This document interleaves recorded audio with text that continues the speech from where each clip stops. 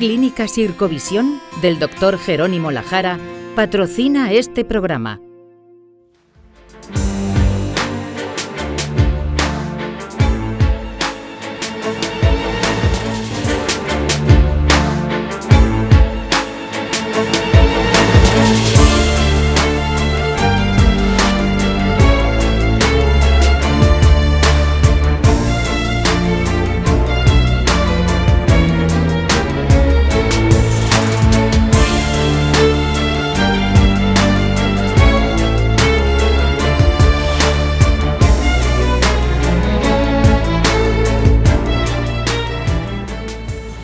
Bienvenido a La Salud en tus manos, un programa que hacemos aquí en Popular Televisión y que también emiten nuestros amigos del grupo Cadena Media. Hoy vamos a hablar de cuándo hay que tratar el colesterol con fármacos. Os voy a dar unos datos. Las enfermedades cardiovasculares es la primera causa de muerte en España. 120.000 personas mueren cada año por enfermedad cardiovascular. Uno de los factores de riesgo más importantes para estas enfermedades es tener el colesterol elevado. El 46% de los españoles tienen el colesterol elevado y solo un 36% alcanza el objetivo que se debería de tener. Por tanto, vemos que es un tema muy importante saber cuándo tenemos que tratar el colesterol con fármacos. Para todo ello tenemos en el plató a los siguientes invitados. Susana Ruiz de Aguirre. Gracias, Susana, por venir. Encantada. Tú eres médico especialista en medicina familiar y comunitaria. Jacinto Fernández, gracias, Jacinto. Tú eres médico especialista en medicina interna y toda una vida dedicada al colesterol. Sí, realmente bueno, es un tema que me apasiona. Que te apasiona. Tomás Vicente, gracias. Buenas tardes. Tomás. Encantado de estar aquí contigo y con vosotros. Tú eres jefe de sección de cardiología en el Hospital Reina Sofía y profesor de cardiología aquí en la UCAM. Así es. Hemos sacado las cámaras a la calle para ver qué le gustaría saber a la gente sobre este tema. ¿Cuándo debemos de empezar un tratamiento para el colesterol? ¿Cuál es el colesterol bueno y el colesterol malo? Que quisiera saberlo yo. Quisiera saber qué hay que hacer para controlar el colesterol bueno y el colesterol malo. ¿Se puede combatir el colesterol malo y bueno con algún remedio casero? Bueno, estas preguntas las vamos a ir respondiendo a lo largo del programa. Susana, explícanos en primer lugar qué es el colesterol y qué funciones tiene el colesterol. Bueno, pues el colesterol es una grasa natural que está presente en todas las células de los órganos. La fabricamos nosotros, la sintetizamos en el hígado y también otra parte proviene de lo que comemos, de los alimentos. Es muy importante porque forma parte de las membranas de todas las células de nuestro organismo, es precursora de los ácidos biliares tan necesarios para la digestión. También interviene en la formación de determinadas hormonas como las sexuales, testosterona o andrógenos o hormonas sexuales femeninas, como también hormonas suprarrenales como el cortisol. También interviene en la formación de la vitamina D, bueno, pues que es una sustancia necesaria para el buen funcionamiento de todo el organismo. O sea, realmente el colesterol, yo a veces cuando algún paciente en la consulta me dice es que tengo colesterol, digo, pues gracias a Dios, porque si no, no estaría aquí, o sea, porque realmente tú has enumerado las funciones más importantes que tiene el colesterol, que son muchas y muy variadas. Pero esto es siempre que lo tenga, es bueno que lo tengamos en sus niveles, ¿no? En su medida. Entonces, Jacinto, ¿cuáles serían los niveles de colesterol normales o adecuados en niños y en adultos? Bueno, la pregunta es difícilmente abarcable en el tiempo del programa, pero sintetizando, en niños hay que pensar que nos enfrentamos a una población tremendamente heterogénea, desde los bebés hasta los jóvenes ya en edad casi de la adultez, y por lo tanto es difícil abordar una cifra o aportar una cifra para todos, pero bueno, sumarizando y sintetizando, podríamos decir que podría ser aceptable hasta 170 miligramos por decilitro. 370 y 200 se consideraría moderadamente elevado y francamente elevado a partir de 200 miligramos en niños, que luego pues, los pediatras normalmente lo que hacen es aplicar unas tablas de percentiles dependiendo pues, de la edad, de la talla y del peso de los niños, naturalmente. En adultos, pues en adultos también abordando el tema de cuáles son las cifras de normalidad estadística, pues en general se acepta que empezarían a estar elevados a partir de 200 miligramos por decilitro, de 200 a 240 discretamente elevados y francamente elevados a partir de 240 miligramos, aunque luego iremos viendo a lo largo del programa que dependiendo de las características de cada paciente, de su nivel de riesgo, pues iremos de alguna manera señalándoles objetivos de niveles a alcanzar de colesterol para mantener en todo lo posible su salud. Sí, he querido hacer este programa sobre cuándo tratar el colesterol con fármacos precisamente por eso, porque hay gente que a lo mejor tiene 230 de colesterol y no le ponen medicación, y a otro con 200 le ponen medicación, entonces la gente tiene como mucho lío. Por eso luego es cuando vamos a profundizar de que hay que, como siempre en medicina, individualizar, ¿no? Tomás, vamos a ver, mucha gente te dice, le sale el análisis, le sale el colesterol alto o le sale normal, pero dice, no, si es que si yo no como grasa. Entonces, ¿de qué depende, aunque algo ha comentado Susana, de qué depende el colesterol que hay en la sangre? ¿De dónde viene ese colesterol? El colesterol viene del hígado, que es la fábrica, como ha dicho la doctora anteriormente, que produce todo el colesterol, ¿no? Y también del que le administra al organismo por los alimentos, fundamentalmente, ¿no? Y luego tiene que haber un balance entre lo que es capaz de generar y lo que elimina. Tiene que producir una serie de mecanismos que funcionen adecuadamente para poder eliminar ese colesterol y tengamos unos niveles en los rangos que se ha comentado anteriormente el doctor Pardo, ¿no? Entonces, eso se va a variar muchísimo, sobre todo por la dieta, el sedentarismo y una serie de situaciones que hacen que eso se desborde, ¿eh? Sobre todo también hay los colesteroles buenos, que son los que transportan al hígado el HDL conocido. Claro, si nosotros eso lo tenemos muy bajo, pues no vamos a hacer una limpieza de todo el organismo, de las tuberías, porque no tenemos el colesterol bueno alto. Y entre otras cosas lo sube, ya hablaremos más de los factores de riesgo, lo sube el ejercicio, por ejemplo, ¿no? Es importante. Pero que el 80% del colesterol de la sangre lo forma el hígado. Lo forma el hígado, claro, ese es el generador, es la fábrica. Claro, que aunque uno se cuide mucho, si tiene un problema tiene un problema hepático, va a producir muchísimo, lo elimina por la bilis y los transportadores del colesterol tienen que funcionar bien. Muy bien. El colesterol bueno, Susana, explícanos qué es. Algo ha dicho Tomás, pero claro, en fin. algo ha dicho. A ver, hemos dicho entonces que el colesterol lo fabricamos en el hígado, otra parte viene de los alimentos, se absorbe, van al intestino, entonces el colesterol va a sangre, pero para vehiculizar ese colesterol necesitamos unos transportadores, que son esas lipoproteínas. Entre ellas está la HDL, que es una lipoproteína de muy alta densidad, que viene de las siglas del inglés, del High Density Lipoprotein, que esa se encargaría de coger ese colesterol que sobra, el exceso que tenemos por ahí, y lo devuelve al hígado, o bien para almacenarlo allí, o bien para que se excrete por la bilis y luego de ella las heces y se elimine. Eso, por ejemplo, sería el colesterol que llamamos bueno por esa función que tiene. Que sería un barco que va recogiendo el colesterol. Más o menos, para que se pueda entender así algo más fácilmente. Muy bien. ¿Y el malo, Jacinto? Bueno, que es necesario, dicho, el malo, que seguramente a él no le gustaría que le llamaran malo, el malo, el colesterol LDL, si te refieres a él, Juan, es el colesterol que circula en la sangre vehiculizado por otra clase de partículas de lipoproteínas, en este caso de baja densidad, y cuyas siglas en inglés son LDL, y de alguna manera esas lipoproteínas transportan un colesterol que partió del hígado y que al final va a ir dirigido a las células del organismo, precisamente para que lo utilicen, como muy bien ha dicho Susana, y el problema es que si la cantidad supera la capacidad de asimilación de las células, pues va a estar elevado y se puede depositar en la pared de las arterias y originar el proceso de la arteriosclerosis, que al final puede conducir al estrechamiento o obstrucción de los vasos sanguíneos. Muy bien, perfecto. Tomás, ahora en los análisis, esto es que cada vez lo complican un poquito más.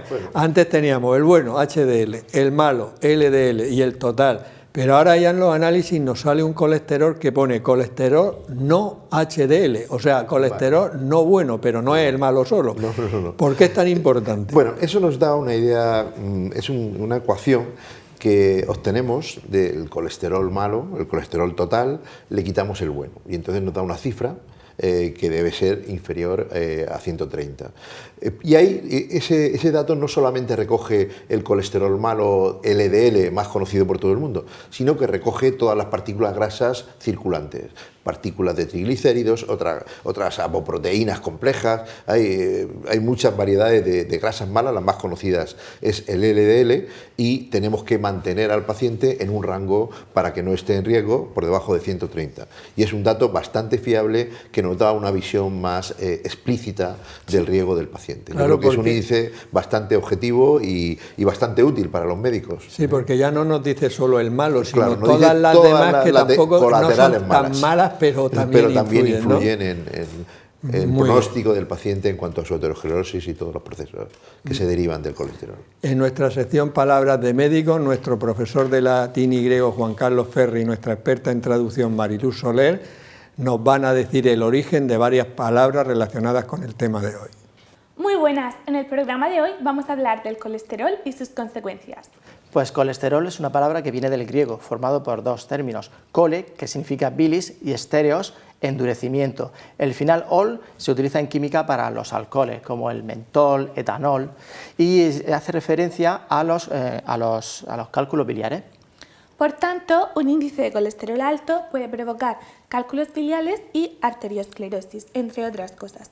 De los cálculos ya hemos hablado en programas anteriores, ¿verdad, Juan Carlos? Pues sí, y dijimos que era lo que utilizaban los romanos para contar. Hace referencia al cómputo porque utilizaban piedrecillas. Cálculo significa piedrecita y hace referencia a esas piedras que se acumulan en ciertos órganos y que producen tanto daño. Efectivamente. El otro término, arteriosclerosis, está formado por una parte por arterio, por otra por escleros, que significa duro, y el sufijo osis, que indica formación. Por tanto, podríamos decir que significa la formación del endurecimiento en las arterias. También puede provocar un infarto, que viene del latín in, que significa hacia adentro, más el participio de perfecto del verbo farcere, que es rellenar, farctus. Es cuando un órgano se rellena tanto de sangre que queda obstruido. Palabras de médicos. Bueno, ya sabemos un poco más sobre el origen de estas palabras. Susana, ¿qué son los factores de riesgo cardiovascular? Porque esto ya nos va a meter en faena de cuándo tratar y cuándo no. Pues se refiere a todas las características biológicas, hábitos, estilos de vida que nos van a aumentar la probabilidad de tener un evento cardiovascular, mortal o no, en un determinado plazo de tiempo. Son características, edad, sexo, hábitos, sedentarismo, diferentes factores que nos pueden ir haciendo que tengamos una probabilidad. Hablamos siempre de probabilidades, no quiere decir que porque yo tenga muchos boletos voy a tener un infarto o un ictus, pero sí que tengo más posibilidades de tenerlos si los tengo que si no los tengo. Estás comprando más papeletas. Estoy comprando papeletas, sí. Más papeletas del área. Y dentro de estos factores, Jacinto, hay unos factores que son modificables y otros no modificables. Cuéntanos sobre todo los modificables más importantes. Bueno, es más sencillo empezar por los no modificables y el resto son potencialmente modificables. Los no modificables son en primer lugar la edad. La edad es el principal factor de riesgo. A mayor edad, mayor riesgo de tener un episodio cardiovascular. El sexo, sobre todo el sexo masculino frente al femenino, supone un riesgo. La etnicidad en algunos casos, algunas razas o etnias más que otras. Y luego, pues, algunos factores genéticos que hoy por hoy no podemos modificar. El resto, como puede ser pues el tabaquismo, la obesidad, la hipertensión, la hipercolesterolemia, la diabetes a través de su control y los hábitos alimenticios no saludables, pues pueden ser potencialmente controlables, potencialmente modificables.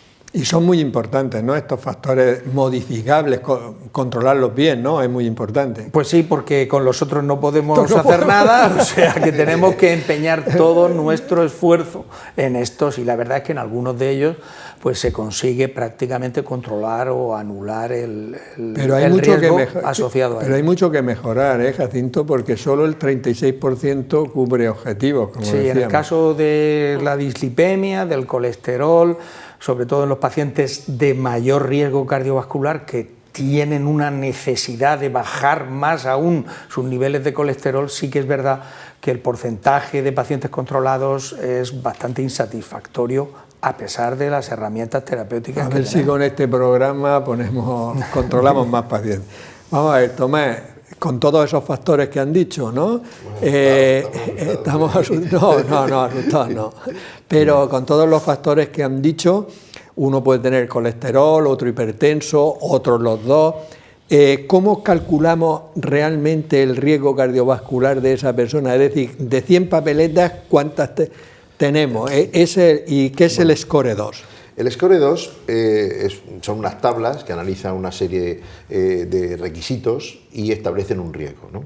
Entonces el SCORE-2 se ha publicado recientemente, es un estudio muy importante, y es importante porque analiza muchísimos pacientes, casi 1.700.000 y pico, y además los ha seguido durante 10 años. Pero además ha singularizado en distintos países. Es un estudio realizado en Europa, publicado recientemente en la revista europea, y este estudio ha demostrado una serie de cosas muy significativas. Primero, que tener factores de riesgo, que ya lo sabíamos por las antiguas tablas de SCORE, de riesgo, ser hipertenso, mujer o hombre, fumador, tener colesterol, establecía un riesgo. Pero aquí lo importante de este estudio es que también vas a tener más riesgo si vives en Barcelona o vives en Rusia. O sea, establece unas cohortes, unas poblaciones diferenciadas en base a sus hábitos, hasta desde las horas de sol, al tipo de vida que se hace en cada sociedad, la alimentación propia de cada civilización o de cada cultura, y hemos encontrado un hallazgo muy importante.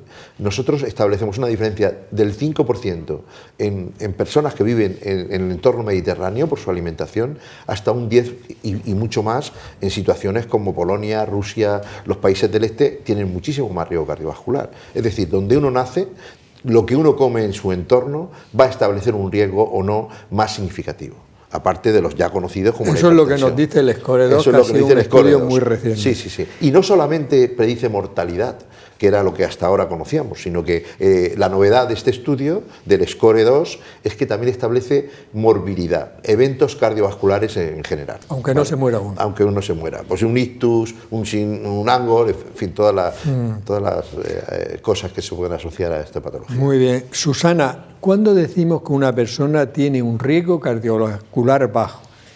¿Qué riesgo tiene? Y luego, ¿qué personas tienen un riesgo cardiovascular bajo? Bueno, por ejemplo, Jacinto tendría un riesgo cardiovascular bajo, digo por no decirme a mí mismo. Solo por la edad. Solo por la edad. Eso ya vamos subiendo el riesgo. Una persona con riesgo cardiovascular bajo, ¿qué quiere decir esa palabra? A ver, nosotros utilizamos el riesgo cardiovascular porque es el mejor método que tenemos para intentar prevenir eventos posteriores. Es lo que nos sirve a nosotros para decidir si ponemos o no un tratamiento. Entonces, una persona con riesgo bajo son personas que no tienen esos factores indeseables o tienen esos niveles de factores buenos, pues, o sea, bien controlados, una presión arterial sistólica bien, siempre la sistólica menor de 120, la diastólica menor de 80, sin tratamiento, claro, un colesterol menor de 200, hábitos de vida saludables buenos, que no sean sedentarios, que no fumen. Esas personas tendrían un riesgo de padecer un evento pues menor de un 1%.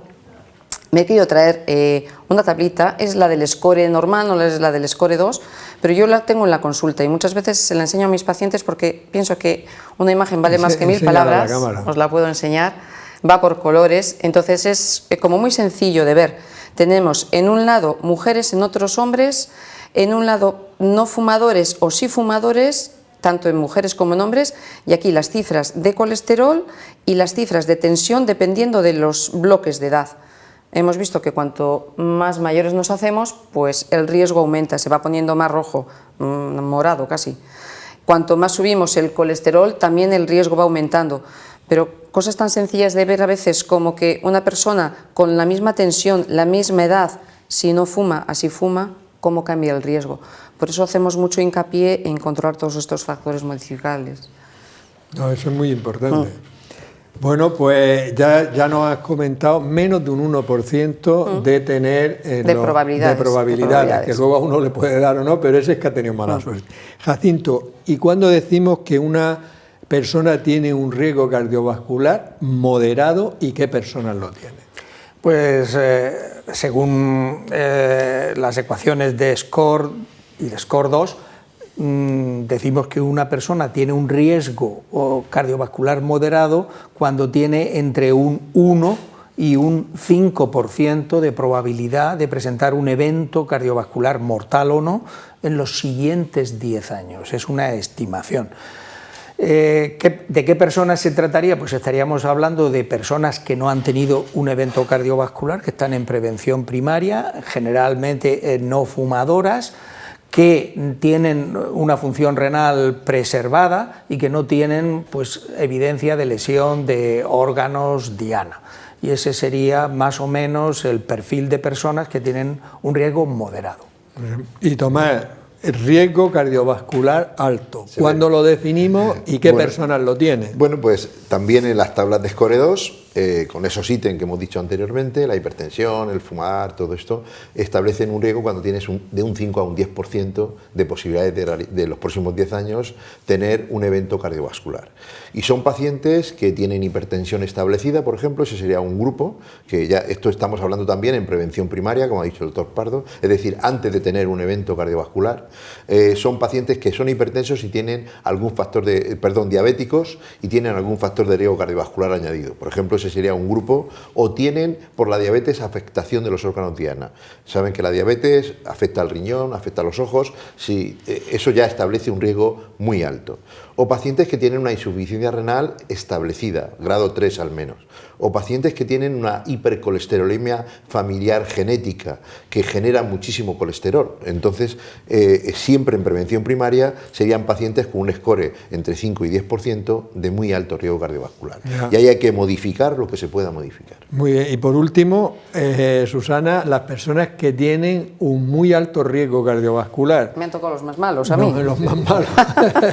Porque como dicen que las mujeres, cuidado, que las mujeres están protegidas hasta la menopausia. Claro. No, es que es un dato muy importante. Luego ya nos vamos equiparando a vosotros. Porque a partir de la menopausia os equiparáis. ¿Cuándo decimos que tienen un riesgo cardiovascular alto y qué quiere decir?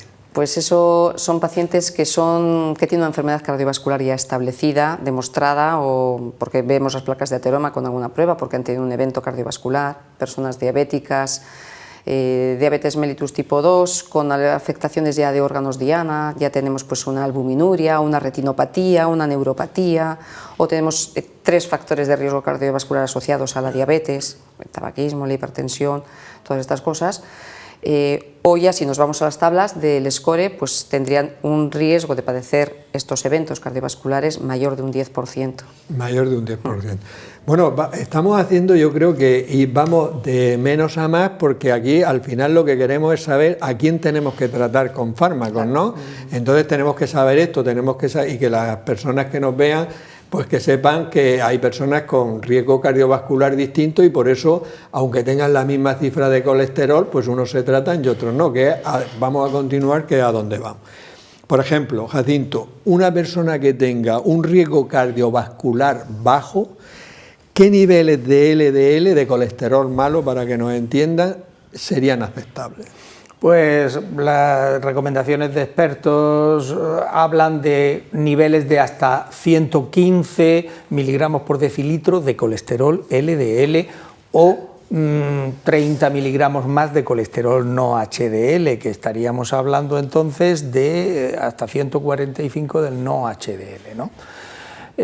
Porque es que hay veces, esto hay que decirlo, que el laboratorio no nos puede proporcionar la cifra de colesterol LDL, que en muchos casos es calculada e intervienen los triglicéridos que haya en la sangre. Si son muy elevados los triglicéridos en ese momento, la ecuación de cálculo del LDL no puede aplicarse y y entonces no tendríamos ese parámetro que es nuestra guía ahora para el tratamiento de los pacientes, los objetivos, el principal objetivo terapéutico, y a veces pues hay que utilizar en este tipo de pacientes con hipertrigliceridemia o con dislipemia mixta, por ejemplo, muchos diabéticos, el parámetro de colesterol no HDL como alternativa, y serían los mismos valores que vamos a mencionar para el LDL, sumándole hasta 30 más miligramos por decilitro. O sea, que una persona con un riesgo cardiovascular bajo debería tener una LDL menor de 115.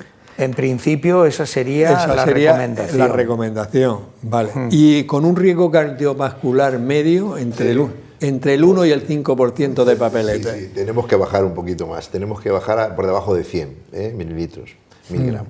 Y o el colesterol no HDL colesterol por debajo de 130. Esas serían las cifras de prevención de riesgo cardiovascular con cifras en riesgo moderado, ¿vale? Y Susana, con riesgo cardiovascular alto, pues entonces ya nos vamos a bajar un poco más, que a veces somos más exigentes, el objetivo cada vez es menor, ya nos vamos a los 70, o también incluso decimos bajar un 50% el LDL si estaba entre 100 y 200 sin tratamiento. Reducir, siempre reducir. Y Jacinto, riesgo cardiovascular muy alto. Bueno, el riesgo cardiovascular muy alto, las últimas ediciones de las guías y recomendaciones de expertos ya hace tiempo que marcan un objetivo doble. Susana lo ha mencionado. En primer lugar, como mínimo, reducir el 50% de los niveles basales previos que tuviera el paciente de colesterol LDL. Y además alcanzar una reducción por debajo de los 55 miligramos por decilitro, eso en el paciente de muy alto riesgo, pero si el paciente además, que hay algunos, tienen o demuestra tener un riesgo que se denomina extremadamente alto o extremo, como pueden ser pacientes que en poco espacio de tiempo han tenido varios episodios coronarios, varios síndromes coronarios, incluso estando con tratamiento, en esos pacientes todavía se les señala un objetivo de LDL muy inferior a 55 hasta 40 miligramos por decilitro o menos. Sí, viendo todas estas cifras, realmente somos conscientes de la poca población que cumple estos criterios. Claro, y de por qué es difícil alcanzar estos objetivos y por lo tanto que estén dentro de control un porcentaje mayor que el que tú has señalado. Estos controles se han hecho porque los estudios demuestran que las personas con estos riesgos que tienen estos controles viven más años y tienen menos probabilidades de tener enfermedades cardiovasculares, ¿no? Evidentemente, eso ha salido de los resultados de estudios que, en primer lugar, poco a poco, con mayor armamentario terapéutico, han ido siendo capaces de bajar a niveles cada vez más bajos y constatar que bajando esos niveles pues todavía se obtenía beneficio frente a los niveles anteriores y por lo tanto, pues, bueno, todos vosotros sabéis que ahora se dice respecto al colesterol y sobre todo al colesterol LDL que cuanto más bajo mejor y cuanto antes lo bajemos mejor y cuanto más tiempo lo mantengamos bajo mejor también. Ahí, en esa línea vamos. Me gustaría, Juan, decir una cuestión. Puntualiza todo. Hemos manejado muchísimas cifras, estamos hablando para espectadores que quizá van a hacer ahí un mare magnum de cifras. Yo creo que se tienen que adherir al consejo médico y cuando su médico les diga, es el mensaje que me gustaría que saliera un poco también en base a lo que estamos comentando. Tienes que hacer caso a tu médico y si te dice, tienes un riesgo muy alto, tenemos que bajar, te tienes que tomar la medicación, tienes que hacer un poco de deporte. O hemos mejorado, tienes un riesgo moderado, vamos a conseguir a ver si lo bajamos. Le podemos dar el dato, hay gente que le gusta conocer el dato objetivo, pero lo importante es transmitir que hay un riesgo alto, un riesgo moderado, un riesgo intermedio moderado o un bajo riesgo. Si tienes bajo riesgo, mantente ahí, no engordes, haz una vida cardiosaludable y si lo tienes muy alto, toma tu medicación, ve regularmente a tu médico y haz caso de los consejos que te dé. No, sí,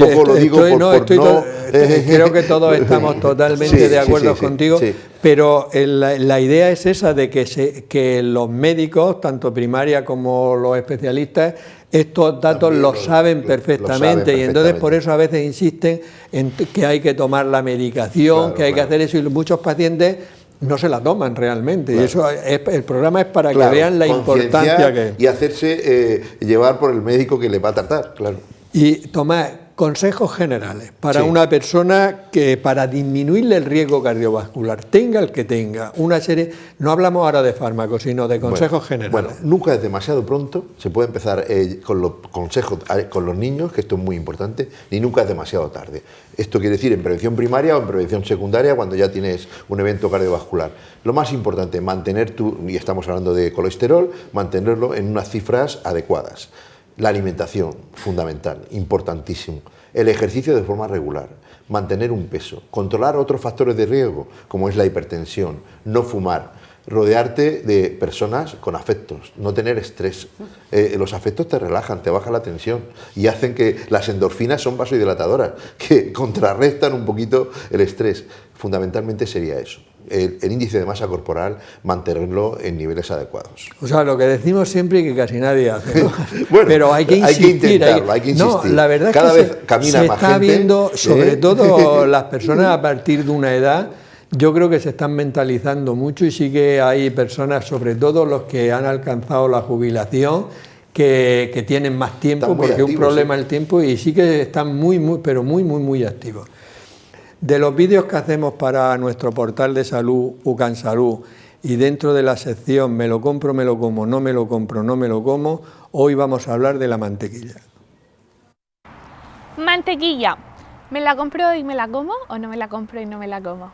Vamos a ver, en principio la mantequilla es la grasa de la leche, entonces es un alimento, como ahora veremos, muy rico en grasa y sobre todo en grasas saturadas. Vamos a ver realmente la información nutricional. Por ejemplo, 100 gramos de mantequilla, que es una cantidad muy alta, o sea que normalmente uno toma 10-20 gramos, tiene 742 calorías, los 100 gramos. O sea, un alimento, claro, si el 80% es grasa, pues tiene que tener esas calorías. De las cuales, de esos 82 gramos de grasa, 55 son grasas saturadas. Es decir, que tiene muchas grasas saturadas y las grasas saturadas tomadas en exceso pues aumentan el colesterol y por tanto las enfermedades cardiovasculares. Luego tiene pequeñas cantidades de hidratos de carbono, de proteínas, de sal, lógicamente tiene sus vitaminas y tal.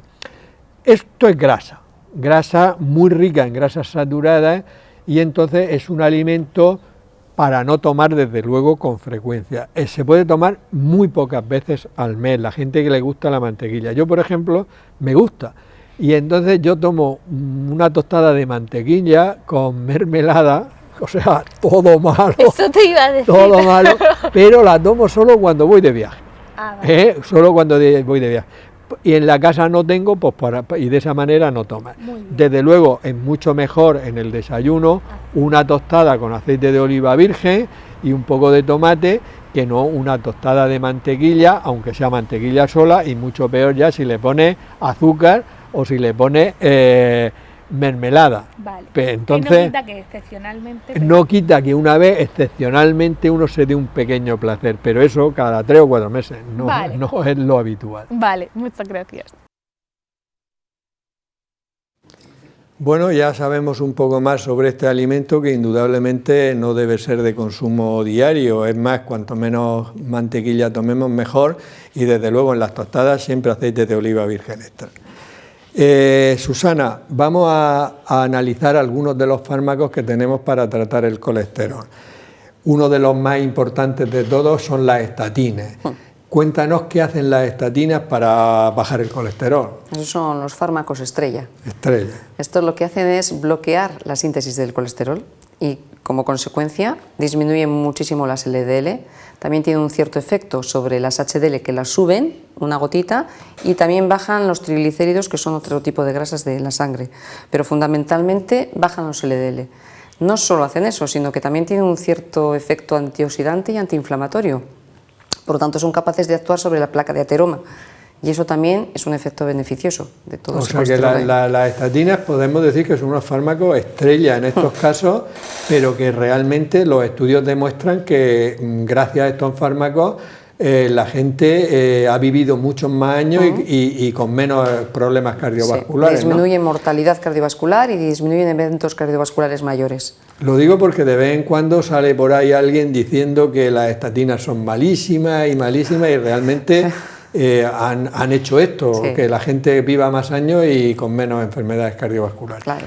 Otro fármaco también importante. Me gustaría comentar, a propósito de lo que has dicho, a lo largo de la historia del tratamiento con estatinas, pues ha habido muchas campañas denigrando y resaltando algunos efectos secundarios que realmente en los ensayos clínicos controlados, cuando ni el paciente sabe lo que está tomando ni el médico lo que le está dando, pues son mínimos los pacientes que presentan algún tipo de efecto secundario a estos fármacos. Pero gracias a esas campañas y a la difusión en las redes de determinados mensajes negativos en este sentido, pues han conseguido crear lo que se llama el efecto nocebo. No ya el placebo, sino que simplemente por decirle a un paciente que le vas a dar una estatina, aunque le estés dando sacarina, el paciente va a manifestar en un alto porcentaje los síntomas que se atribuían a la estatina. Eso hace un grave daño a los pacientes de alto y muy alto riesgo cardiovascular que precisan de ese tratamiento para reducir al máximo sus niveles, y muchos de ellos abandonan el tratamiento o lo miran con un poco dejándolo de lado porque han oído o piensan o les han dicho eso. Así que hay que dejar claro que, como todos los medicamentos, las estatinas pueden tener algunos efectos indeseables que el médico conoce muy bien y que, si lo presenta verdaderamente el paciente, el médico actuará en consecuencia, cambiará el medicamento o probará con otro tipo de tratamientos. A propósito de eso, ¿me permite, Juan? Claro. Hay un dato muy objetivo.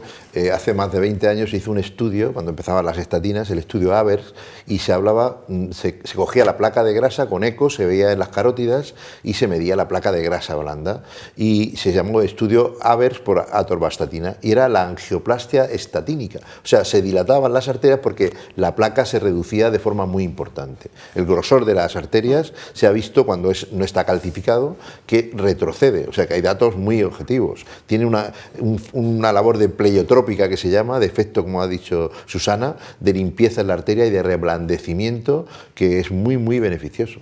Sí, yo creo que las puntualizaciones que había hecho, además es que lo demuestran todos los estudios, sí. Pero tiene razón Jacinto, que cuando a un paciente le dices te voy a mandar una estatina, lo primero que hace es se pone en guardia. Sí. Otro fármaco, Jacinto, es la ecetimiba, ¿no? Que también, y de hecho a veces lo asociamos a la estatina. Sí. Cuéntanos cómo va eso. Sí, bueno, la ecetimiba es un fármaco que actúa inhibiendo la absorción de esteroles a nivel del tubo digestivo y, por lo tanto, de colesterol, que es uno de los principales esteroles que ingerimos con la dieta.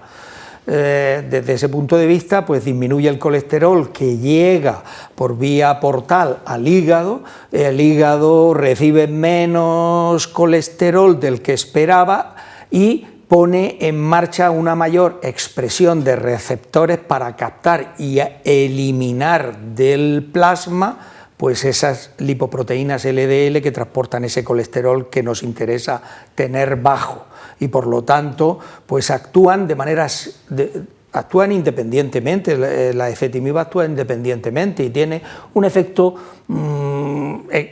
limitado relativamente a un 18 o 20% de reducción, pero combinado con estatinas potencia muchísimo el efecto de las otras, que son las principales, y es como si cogiéramos las riendas del caballo, las dos riendas, y frenáramos tanto la producción hepática como la absorción, y se consiguen potenciar de forma que una estatina a la dosis mínima combinada con ezetimiba consigue el mismo efecto reductor que la estatina a dosis máxima. No digo ya si combinamos la estatina a dosis alta con ezetimiba, conseguimos reducciones de hasta el 65% o más de los niveles basales de LDL. O sea que tenemos realmente fármacos muy efectivos y que bien utilizados podríamos disminuir realmente mucho el riesgo cardiovascular. Prácticamente podríamos, con otros fármacos que seguramente vamos a hablar, junto con ese armamentario, podríamos realmente controlar o meter en objetivo terapéutico prácticamente a cualquier paciente que no presentara una seria intolerancia o una contraindicación para alguno de esos tratamientos. Tomás, los más recientes son los famosos PCSK9. Sí, esos son un poco más rarillos. Cuéntanoslo. Bueno, son fármacos anticuerpos antimonoclonales que actúan en la recepción del colesterol, en la propia receptores, y que han demostrado una eficacia muy buena.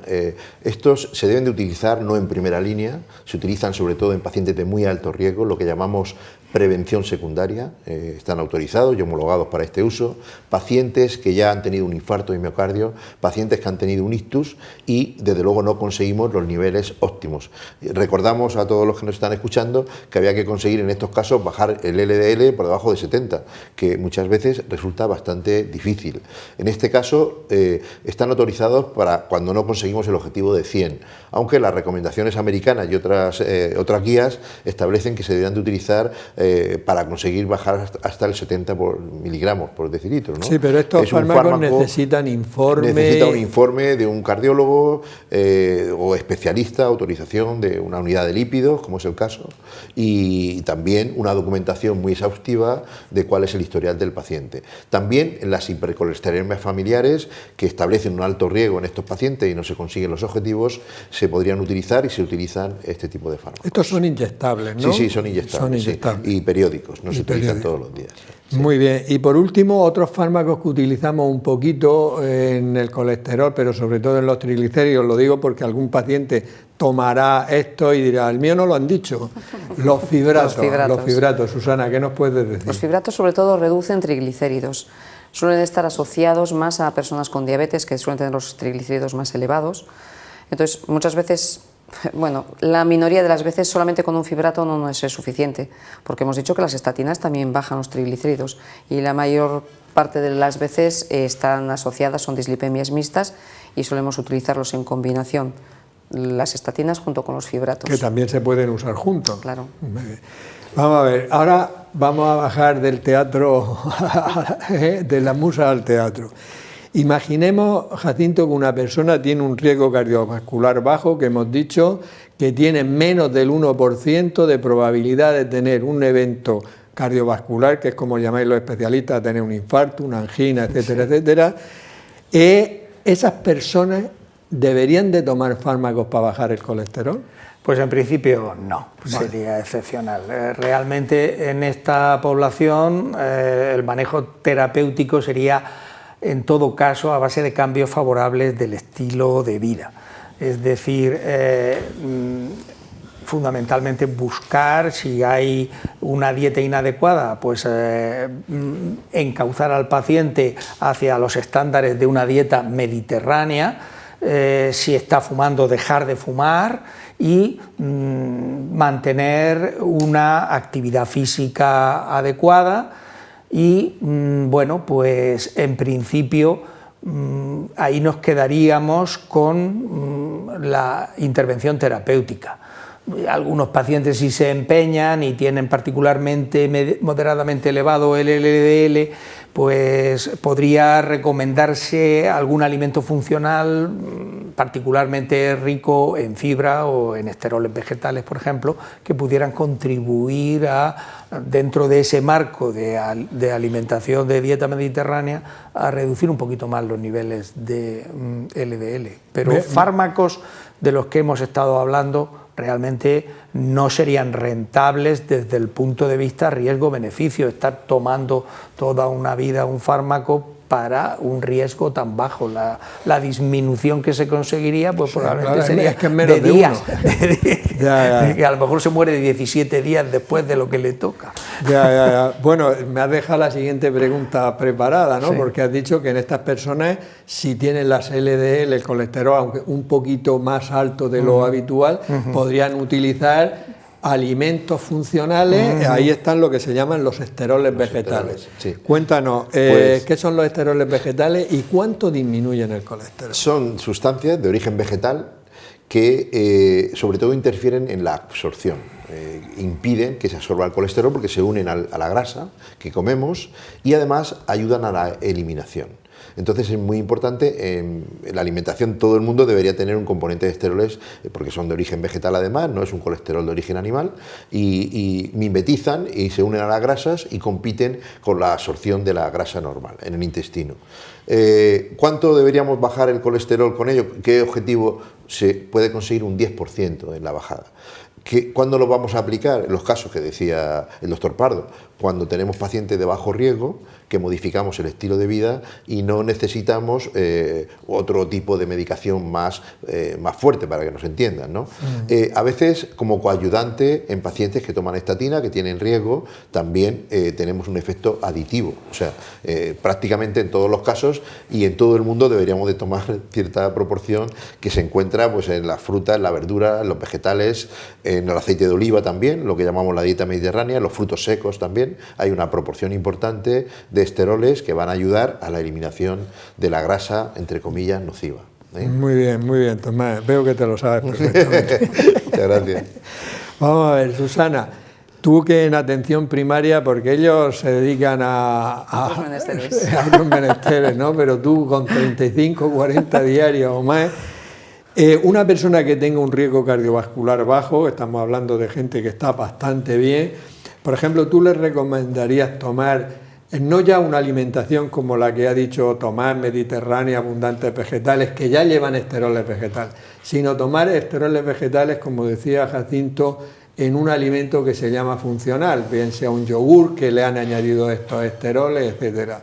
¿Se lo recomendaría o simplemente...? A ver, no se puede generalizar, entonces para la población general tampoco podemos decir que deben de tomar estas cosas. Mal no les va a hacer. Si alguien me lo pide, pues sí que se lo recomiendo, porque al final esto es un estilo de vida sano, pero siempre asociado a las modificaciones del estilo de vida que decíamos, claro. Porque, a ver, también es verdad que los esteroles vegetales que podemos tomar con la dieta, simplemente con la dieta, son 100, 300 miligramos al día, y lo que se recomienda tomar de esteroles vegetales para que funcionen, para que bajen ese 10%, son 2-3 gramos al día. Estamos quintuplicando la dosis, vamos, que tendría que estar comiendo 25 raciones de frutas y verduras al día, no me da tiempo. Entonces, lo que se hace es suplementar. Muchas veces hay margarinas o productos lácteos que tienen suplementos de estos esteroles vegetales, que bueno, que la población pues se lo puede tomar porque no tiene ninguna cosa mala. Bueno, tiene, todo aquí tiene, todo tiene su cosa. No se pueden utilizar en menores de 6 años. Hay que suplementarlo siempre con la dieta rica en vitaminas, porque también disminuye la absorción de betacarotenos, entonces podemos tener ahí un déficit. Vamos, que al final que hagamos las cosas, ¿no? Las embarazadas. Tampoco deben tomar. Muy bien, pero por ejemplo, yo en el tema del yogur, que es de lo que más toma la gente, el Danacol, ¿qué tal? Bien. Yo en el tema de las margarinas, no sé, tú, Jacinto, Creo que hay otro de Mercadona blanco, de marca sí, no, blanca, sí hay de marca blanca y llevan esteroles vegetales. Lo único que hay que fijarse es que no les metan muchos azúcares, porque si no, lo da por lo tocado, perdemos... Sí, no, lo digo como ahora se están metiendo con el pobre de Mercadona por echarle... Bueno, pobre... El pobre que tampoco le gusta que le llamen pobre. No, tiene, y además si aquí lo importante es que no lleven más azúcar añadido y que lleven sus 3 gramos, 1,8 a 3 gramos de dicen. Sí, pero yo me refiero al tema de las margarinas, tú que has estudiado eso también, yo es que las margarinas no son alimentos recomendables de entrada, ni aunque les pongan esteroles, ¿no? Pues hombre, las margarinas son productos originariamente procedentes de aceites líquidos a la temperatura ambiente, incluso algunos ricos en oleico, de aceite de oliva y de otros aceites, que se les ha sometido a un proceso de hidrogenación, de saturación, para que adquieran una mayor rigidez y solidez a temperaturas que de otra manera pues, serían líquidos. Es un proceso artificial y es un poco un alimento procesado y además aporta calorías, aporta muchas calorías. Yo creo que no son alimentos que se deba especialmente recomendar. Si la gente lo toma, pues en principio asumimos que pueden tener menos efecto incrementador del colesterol que la mantequilla pura y dura, pero tampoco se pueden recomendar. Podríamos hacer un programa de esto porque realmente las margarinas no son no es lo mejor del mundo. Jacinto, llevamos 50 minutos, o sea, respuestas rapidicas. Vamos a imaginar una persona con riesgo cardiovascular moderado, del 1 al 5%. De 100 papeletas tiene de 1 a 5. ¿Tiene que tomar un fármaco ya para bajar el colesterol o solo los esteroles vegetales serían suficientes? Bueno, en este segmento de población, de personas, la prescripción universal de fármacos no está establecida. Es decir, en todo caso, se podría prescribir individualmente a algunas personas que presentaran uno o más de, por ejemplo, los siguientes factores, que fueran personas mayores de 45 años en hombres, 50 en mujeres, que tuvieran obesidad, que tuvieran hipertensión, que tuvieran antecedentes familiares de haber presentado cardiopatía isquémica o otro problema cardiovascular a edades prematuras, o que estuvieran fumando, etcétera, etcétera. Es decir, que por lo menos tuvieran otros dos factores modificadores. Y siempre habría que tener en cuenta también, dependiendo del paciente, sus condiciones de fragilidad. Si es muy mayor y frágil, pues a lo mejor no es el paciente adecuado para sumarle otro tratamiento, y otros factores como las propias preferencias del paciente. Hay algunos que no querrían tomarlo y otros que les obsesiona porque a un familiar suyo le dio un infarto y están particularmente preocupados, y también pues sería un factor a considerar. Y Tomás, las personas con el riesgo cardiovascular alto, entre el 5 y el 10%, ¿esos sí tienen que tomar todos fármacos? Con el alto sí.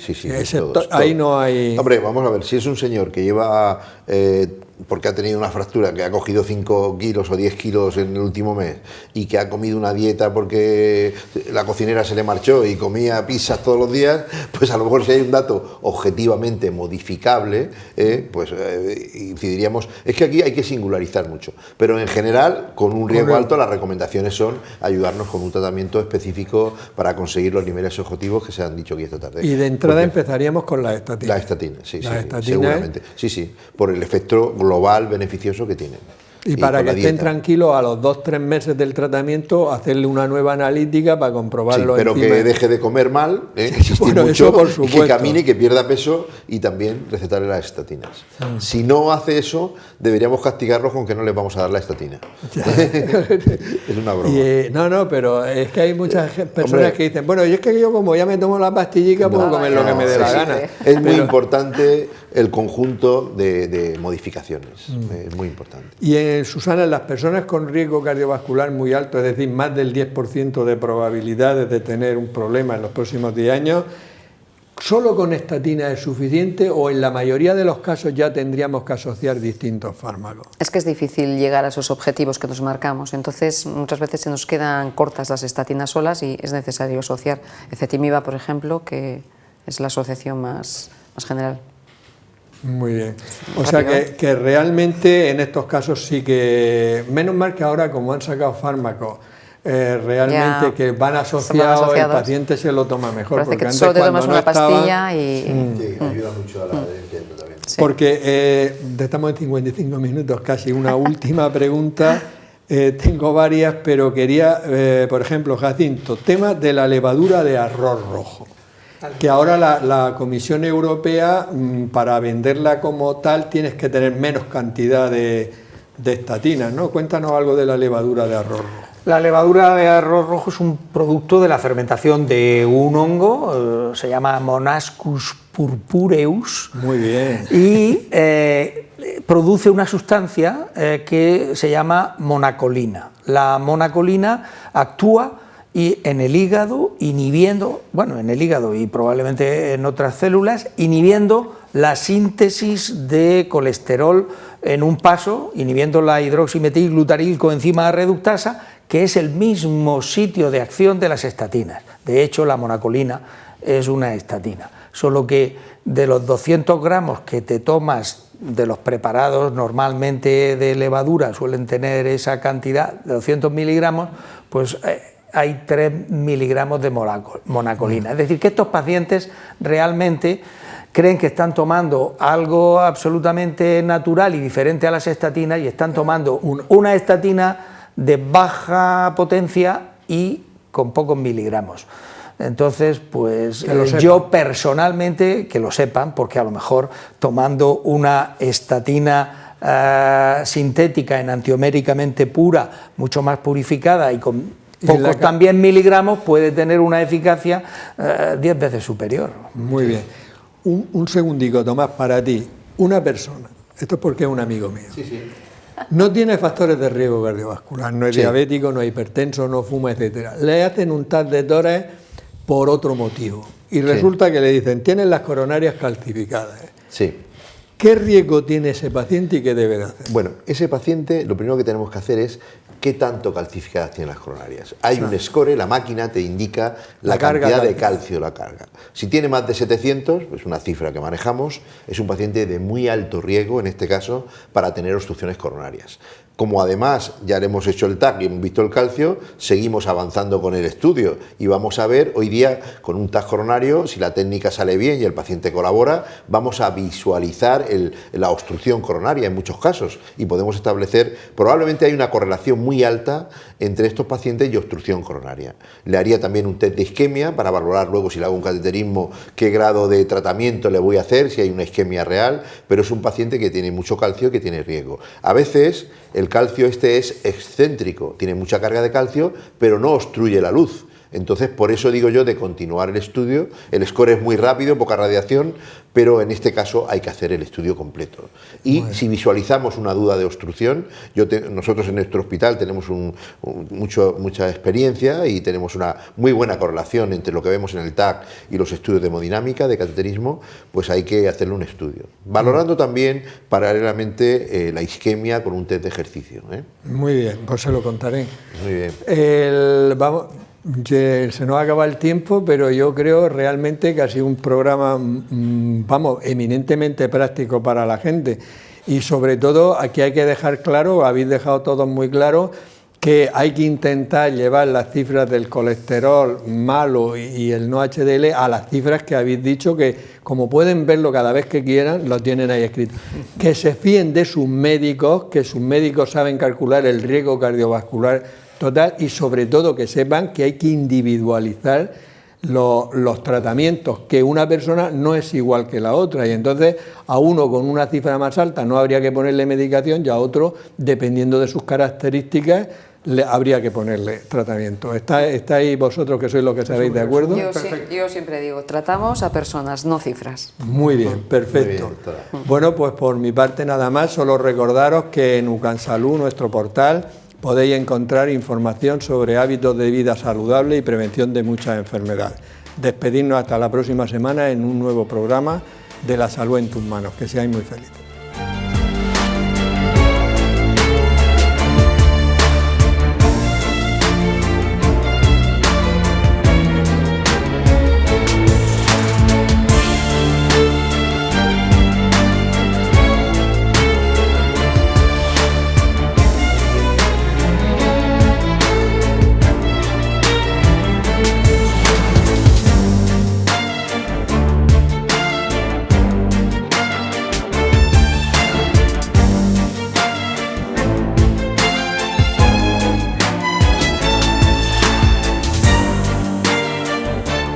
Clínica Sircovisión del Dr. Jerónimo Lajara patrocina este programa.